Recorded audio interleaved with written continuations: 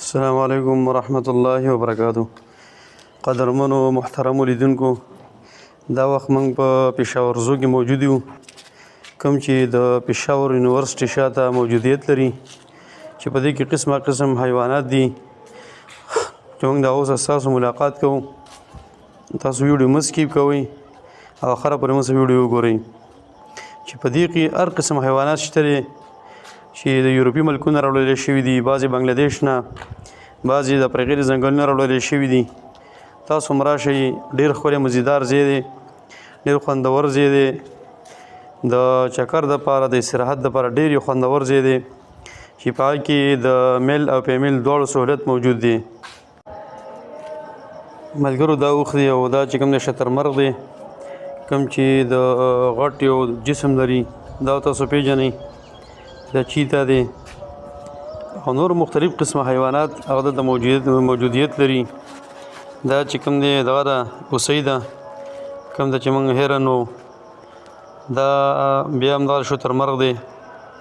الله رب العالمین دې له ډېر غټ وجود ورکړی، قوي وجود، چې دا کولی شي انسان هغه ویسي. او دا خو تاسو پیژنئ، دا پیلمرغ دی او دغه واړه واړه بچي دي چې دوی دلته په خپل ځای کې پراته دي. او دا مختلف قسمه ماران دي چې دا یې د بهر ملکونو نه راوړي. تقریبا 10-15 قسمه ماران دي چې هر یو په ځانه شیشه کې بند کړی دی. تاسو ښکار کېږي سکرین کې. دا یو قسم مار دی، دا فلحال ویده دی. دا بل قسم مار دی، تقریبا دا هغه خادمۍ ده، دا یې د مارانو سره یو ځای دا کړې ده، بنده کړې ده. دا کاسبړګه ده، دا بل قسم مار دی، دا بل قسم مار دی، دا بل قسم مار دی، دا بیا ډېر غټ مار دی.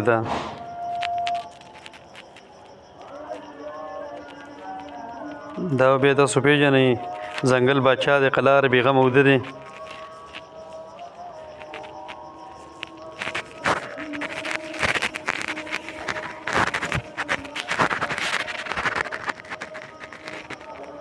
دا تاسو پیژنئ، دا یېږه ده چې دا ډېر خطرناک حیوان دی چې د انسان بالکل ژوندی نه پرېږدي. خو دا هم تاسو پیژنئ، مګرمچ د قدرمنو ده چې دې خوا ته اوبه هم نشته، دا په وچه کې زندګي کوي. او دا ډېر ناشنا اوښان دي، قد نه ډېر واړه واړه دي، چیت دي.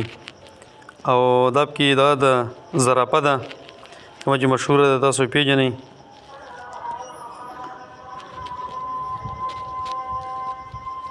دا هم شترمرغ دی، دې ټینګ 2 شترمرغان دي، یو بل سره لوبې کوي، منډې وهي. دا بیا هرن دی، دا بیا مرخور دی، کوم چې د پاکستان انتخابي نشان دی، پاکستان قومي جانور دی. دا شادور قلار بېغمه اوده دی.